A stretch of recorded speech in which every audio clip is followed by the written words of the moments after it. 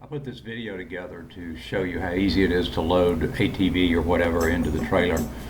I've got a 1942 Jeep that I put in it. Just to start with, you unlatch both sides of the ramp in the back, and then there's a winch over in the side that you can let it down. I'll speed it up so you can see it better. Alright, so you get the ramp down. You're going to open up the two doors. You've got the one larger door on the right, which is kind of like the garage door, and then the man door on the left. You open both those up. If you're subject to any wind whatsoever, you want to tie open that larger door, actually both of them if it's a problem. Open those up so that when you pull whatever it is in or out, it's not going to hit the doors. Ran into that one time earlier, so once I made the mistake, I fixed that. Then you want to unload everything that's going to get in the way. So the first thing I'm going to do is I'm going to pull out the water system. That's the little hot water heater in the pump. It just lifts out. I'm going to set that over to the side. Next, I'm going to go in and I'm going to get the little outdoor fireplace, and then I'm going to fold up the two beds. There's a bed on either side, so that folds up and the legs kind of fold down against the bed. That's a little porta potty that comes out. I'll bring that out. You want to get everything out that might get in the way of whatever your ATV or vehicle is that you're pulling into it. I've got a panel heater that hangs on the inside front wall. It's a silent ceramic panel heater. It really does a very good job of keeping the camper warm in the cooler evenings.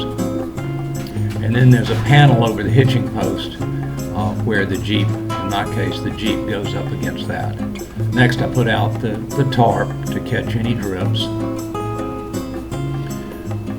Spread the tarp out, and then I've got two runners that go up on either side of the tarp that the wheels will actually travel up on the two runners. It just distributes the weight across the 3/4 inch plywood, and underneath, of course, 3/4 inch plywood, you've got the metal reinforcing beams underneath there. You'll notice there's a little piece of 2x6 on top. I've also got in that side compartment, I've got little blocks that tell me exactly how far from the wall each one of those runners are going to be. So I'll put those in. The block on top, you see on the left-hand side, is where the left rear wheel just sits down into that. There are two blocks on that. I'll get the other runner and put that in. And then we'll drive the Jeep up in there.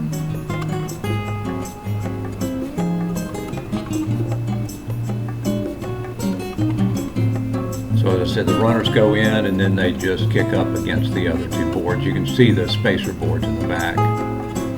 In the middle there, in between the two runners, is a come-along that pulls the Jeep forward into the block in the front to keep it stationary as you move.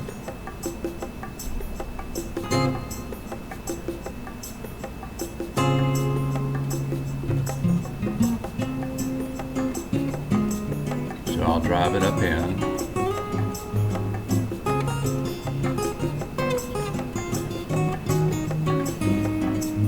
And then I'll hook the come-along to the hitch in the back of the Jeep to the receiver, and then tighten it up against the front. And then we'll close the two doors. Now, normally you might have all the stuff that's there to the left inside the Jeep, but for me, I'll put it on the back, and I'll show you how that goes. So untie the garage door, close that. It latches at both the top and the bottom. And then shut the man door.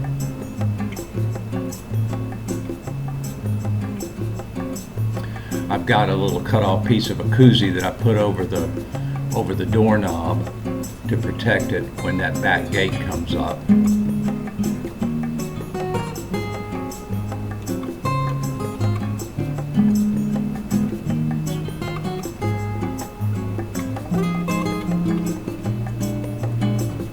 to lift the door all the way up. I put the little piece of koozie over the doorknob, and I close down either side of the latches on the back. That protects it.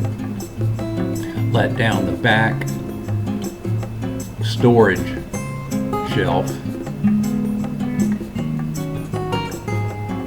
and then all your other equipment, if you don't put it inside with your ATV, you can load it on that back shelf. That's a ceramic heater. The first thing was the water system. That's a ceramic heater. Put the porta potty on.